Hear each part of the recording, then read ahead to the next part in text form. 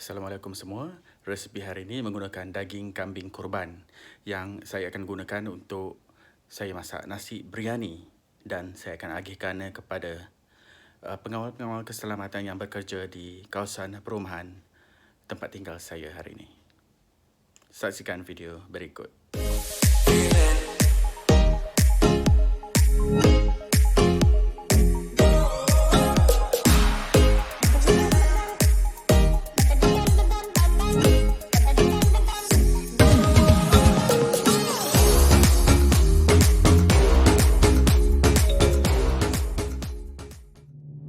Mari kita lihat bahan-bahan yang saya gunakan untuk resipi kali ini.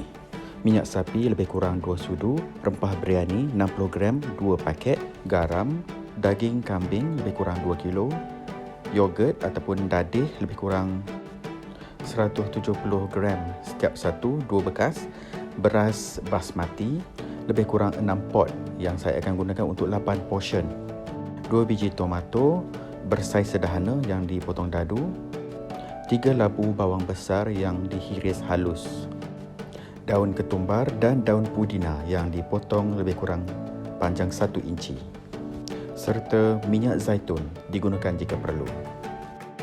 Bahan-bahan yang akan saya gunakan untuk jelatah timun pula adalah 3 labu bawang Holland, 3 batang carrot, 1 batang cili, 3 batang timun Jepun, garam, sedikit cuka dan gula secukup rasa.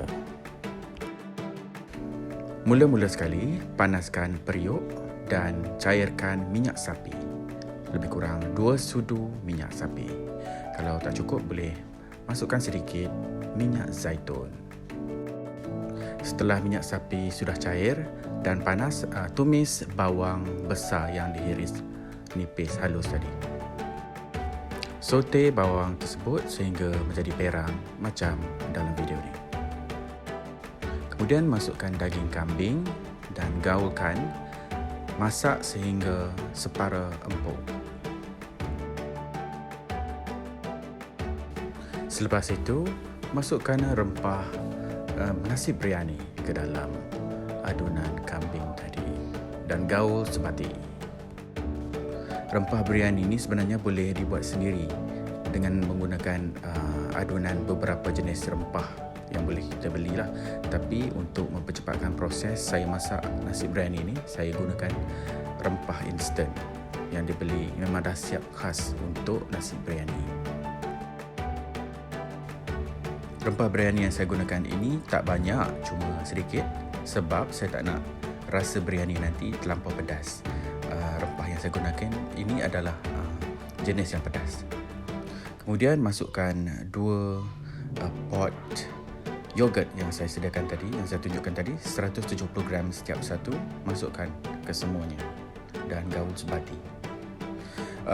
Tujuan yogurt ni adalah untuk melembutkan daging ya, selain memberi perasa lemak dan sedikit masam dalam masakan. Kemudian masukkan 1 bekas lagi yogurt yang lebih tadi dan kacau sehingga rata. Selepas itu masukkan tomato yang telah dicincang ke dalam dan gaul sehingga sebati. Setelah tomato tadi agak lecur, lembut, bolehlah season dengan garam ya.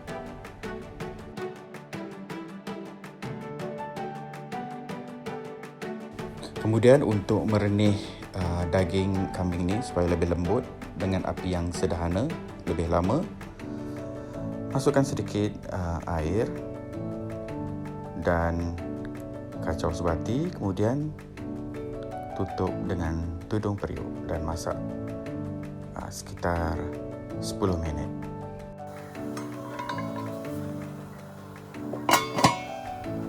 Setelah melalui masa lebih kurang 10 minit, bolehlah asingkan. Masukkan daging kambing tadi ke dalam periuk bertekanan tinggi untuk dimasak sekali lagi bagi memastikan daging kambing kita lebih lembut ya, dan sebati dengan kuahnya. Masak daging kambing ini dalam periuk bertekanan tinggi lebih kurang 30 minit. In the meantime, sementara menunggu kambing di dalam periuk tekanan tinggi masak, bolehlah mulakan proses memotong sayur-sayuran untuk dibuat jelatah timun. Mula-mula saya potong lobak merah. Saya potong potongan mancis lobak merah. Semua sayuran untuk jelatah timun ni saya potong dengan cara potongan saiz mancis. Ataupun dalam terma kulinari, ia dikenali sebagai julienne. Selepas potong lobak merah, kini saya potong bawang Holland pula. Bawang Holland dipotong dengan cara biasa, macam kita buat jelatah biasa, macam buat kerabu. Selepas itu boleh potong timun Jepun ni, potongan julienne juga, saiz yang sama macam carrot.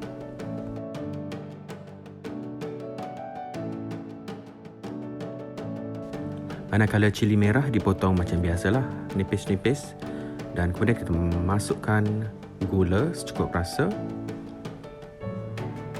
dan kemudian tuangkan sedikit cuka. Cuka yang saya guna ni adalah cuka putih yang digunakan untuk buat salad. Sebagai alternatif, kalau tak ada cuka putih, boleh guna cuka apple. Selepas itu boleh season jelatah kita dengan garam secukup rasa dan boleh gaul sebati jelatah biar semua sayur-sayuran yang dipotong ni terkena cuka, gula dan garam. Setelah digaul, boleh cuba rasa sikit. Kalau kurang gula, garam ataupun cuka, bolehlah tambah, boleh adjust, dan kemudian boleh simpan ke dalam peti sejuk sebelum dihidang bersama nasi biryani. Kalau ada bijan, boleh dicampurkan sekali. Bijan tu perlu disangai dahulu ke atas kuali tanpa minyak dan campur ke dalam jelatah. Beralih kita ke biryani kambing. Inilah hasilnya setelah saya keluarkan dari periuk bertekanan tinggi. Kambingnya sudah pun menjadi lembut dan masak. Sebelum kambing ini dicampurkan ke dalam nasi, kita perlu masak beras basmati tadi yang saya tunjuk di awal tadi. Masak beras tu separuh masak, rebus beras tu separuh masak dan angkat, toskan. Inilah rupanya beras basmati yang dimasak separuh masak. Masukkan ke dalam periuk, ratakan seperti dalam visual. Nasi basmati ini dijadikan asas di bahagian bawah sebelum saya masukkan daging kambing seperti ini. Daging kambing diletakkan di bahagian lapisan kedua. Setelah separuh dari daging kambing, saya letakkan di bahagian lapisan kedua. Kemudian saya taburkan pula daun pudina dan daun ketumbar di bahagian atas kambing. Untuk lebih sedap, anda boleh tabur juga bawang goreng bersama dengan daun pudina dan daun ketumbar ni. Okey, selepas itu di lapisan atas daun pudina dan daun ketumbar, kita taburkan nasi pula di lapisan yang keempat. Dan lakukan proses yang sama, lapisan nasi, kemudian kambing, kemudian daun-daunan sehingga habis. Untuk rasa yang lebih sedap, selepas ditabur daun-daun, boleh ditabur bawang goreng, gajus, biji gajus dan kismis. Tapi saya hanya gunakan bahan-bahan yang ada di rumah saja untuk nasi biryani kali ini. Setelah selesai beberapa lapisan, tutup periuk dan masak dengan api sederhana lebih kurang 15 ke 20 minit. Selepas lebih kurang 20 minit, buka tudung periuk dan gaulkan sedikit. Macam ni rupanya nasi biryani yang saya masak hari ini.